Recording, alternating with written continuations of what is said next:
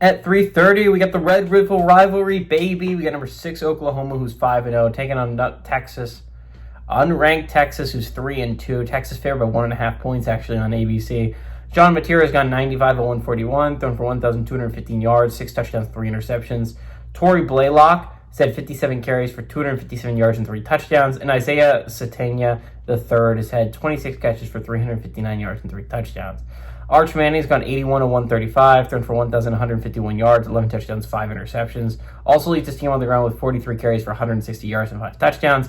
Parker Livingston has had 13 catches for 279 yards and 3 touchdowns. Texas is 64 and 51 all time against Oklahoma. Last game did go to Texas in 2024, and they have won 2 of the last 3 times these two teams have played. Sark is 2-2 against the Sooners in his career at Texas.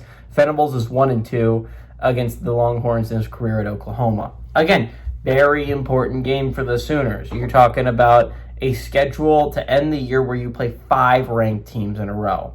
5. You cannot be losing to unranked opponents. You already have to go 3-2 in that stretch. You cannot put yourself in so deep of a hole that you have to go 4-1 in that stretch.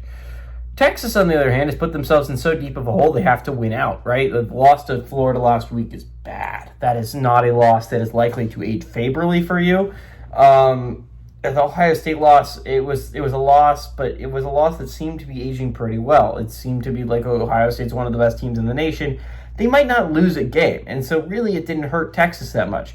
Now they lost to a Florida team that already has 3 losses and are likely to accumulate more. So that is a loss that is really going to drag their resume down. All that being said, if they win out, none of this matters. If they win out, they're fine. They're sitting at 10-2. I mean, it does matter to an extent when it comes to seeding, and maybe Florida's so bad of a loss that it drags everything down. But this is still a Texas team that can make the college football playoffs. Is this a Texas team that's good enough to make the college football playoffs? Hell no. But the schedule is not the hardest thing on planet Earth. They draw an Oklahoma team that is really good. I will not lie, this is a really good Oklahoma squad. But if you had to pick a time to draw them when they're out there starting quarterback in Mateer, that would be that time, right? So you're looking at it from that perspective. If you're Texas, you draw them at the right time, even though Texas is not playing its best ball right now. You know how Oklahoma-Texas normally is a really high shooting game? I've seen games where they're both in the 50s. That's not this year. This is a Oklahoma squad that, yes, offensively is very good when Mateer is healthy. But I don't think Michael Hawkins is going to be able to pick apart this Texas defense. I think this is going to be a very low-scoring affair with 4 combined turnovers.